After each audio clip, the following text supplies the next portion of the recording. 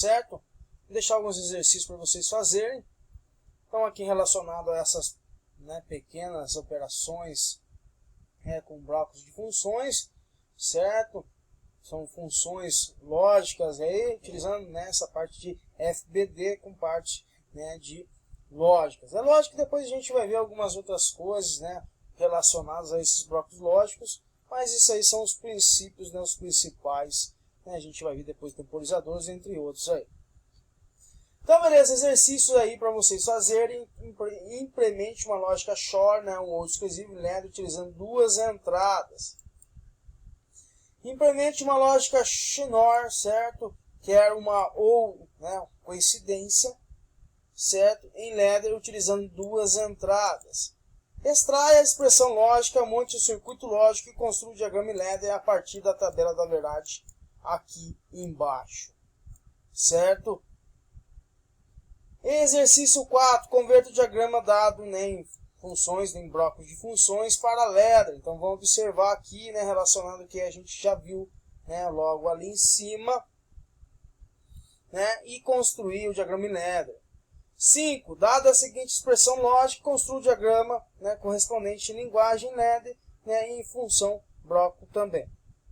Certo? Então, sem segredo, mais exercícios para vocês aí, já relacionado, já entramos com a parte de programação, agora vai envolver bastante, exigir de vocês mais o que, a lógica, para vocês poderem construir. Então, aqui o primeiro aqui, deseja-se programar um controle de tráfego para um túnel que só permite a passagem de um carro por vez, certo? Aqui a gente tem um sensor de presença B, tem um sensor de presença A, certo? Então o túnel aqui que passa um carro por vez. Então a prefeitura aí que encomendou o projeto tem os seguintes critérios: quando os sensores detectarem a presença do carro, um nível lógico alto será enviado ao seu respectivo dispositivo de atuação. Se não houver nenhum carro, a via B deverá ser liberada, certo? A via B, Então aqui a gente tem a via B, certo? E aqui a nossa via A.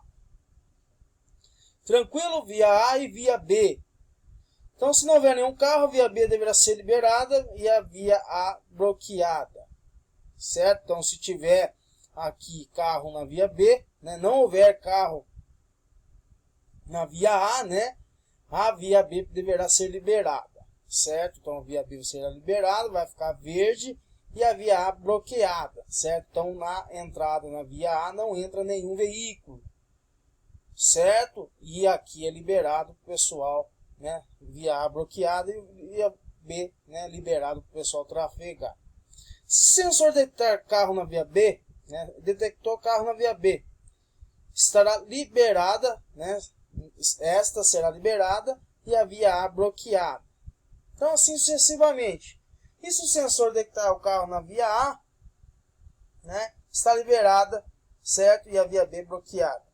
E se ambos os sensores detectados detectarem carros, a via A deverá ser liberada, e a via verde, e a via B bloqueada, certo? Olha aqui, ó, se ambos os sensores tiverem detectarem carros, a via A deverá ser liberada, ficar em verde, e a via B bloqueada, certo? Então são condições aí, para essa lógica. Então, beleza, você foi designado para elaborar o projeto utilizando o controlador lógico programado. Para compor o relatório técnico do projeto foram pedidos o quê? A tabela da verdade, certo? Expressão lógica, diagrama de blocos de função, certo? E o diagrama ladder, o esquemático e simulação aí. Exercício 2, deseja-se controlar o nível de água de um reservatório de acordo com a ilustração.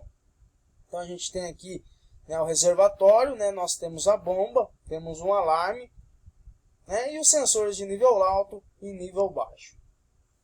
Pessoal, voltando um pouquinho antes, nesse primeiro exercício, pensem, certo? Escrevam lá, se quiser, escrevam a parte de comandos elétricos, mas assim, se quiser já pode ir diretamente no ladder, mas assim, trabalhem a lógica, certo? Simulem, vê se realmente é isso que está pedindo, testem, conversem com o circuito, dê um de doido aí, certo? Então analisa, né, vê o que está se pedindo, se o circuito, né, se a programação elétrica está de acordo, né, está respeitando a função lógica que está pedindo, certo? E com calma, agora envolve lógica, a gente viu agora o princípio de programação em ladder, né? A gente viu lá para que serve o exame INC0, o exame INC1, né? A saída digital, né? Como fazer um selo, certo? Né? Como fazer uma lógica AND, né? Em ladder, como fazer uma lógica OR, né? Uma lógica NAND. Então já está bem encaminhado, certo? Qualquer dúvida que tiverem aí, manda mensagem sem problema nenhum. Então, como vai funcionar esse reservatório aí, exercício 2, certo? Então, a seguir são apresentadas as condições que descrevam o que é o funcionamento desejado desse sistema. Então, o reservatório deve estar sempre cheio, ou seja, né, H1, né, tem que estar sempre cheio. Se H for igual a 0, a bomba será, né, deverá ser acionada. Quem que é o nosso H? Né? H aqui é o sensor de nível alto. O sensor de nível baixo é o L. Então, o reservatório deve estar sempre cheio, ou seja, H tem que estar em nível lógico que 1. Então, o sensor do nível alto tem que estar acionado. E se H tiver em 0, certo? A bomba deverá ser acionada, certo? Então, acionando a bomba, ela vai, né, sugar a água aqui e vai mandar para o reservatório novamente. E se a bomba não atender a demanda e o reservatório esvaziar, ou seja, o L for igual a 0, o alarme deve ser acionado, certo? Então deve sempre estar o quê? Em nível lógico alto. Esse sensor de nível lógico baixo é caso acontecer da bomba não suprir essa necessidade, né, não atender essa demanda, né, para encher aí esse reservatório. Então, caso isso não atender a demanda e o reservatório esvaziar, então chegar aqui abaixo desse nível L, certo? Tomem cuidado com essa lógica aqui, certo? Entre esses dois sensores, né? Que aí é o X da questão. Então, quando passar, L tiver em nível lógico 0, né? Se tiver em nível lógico 1, perfeitinho, ainda está, né? O sistema, né, está entendendo que o reservatório está enchendo. Mas vamos supor que a vazão da saída é maior do que a vazão da entrada.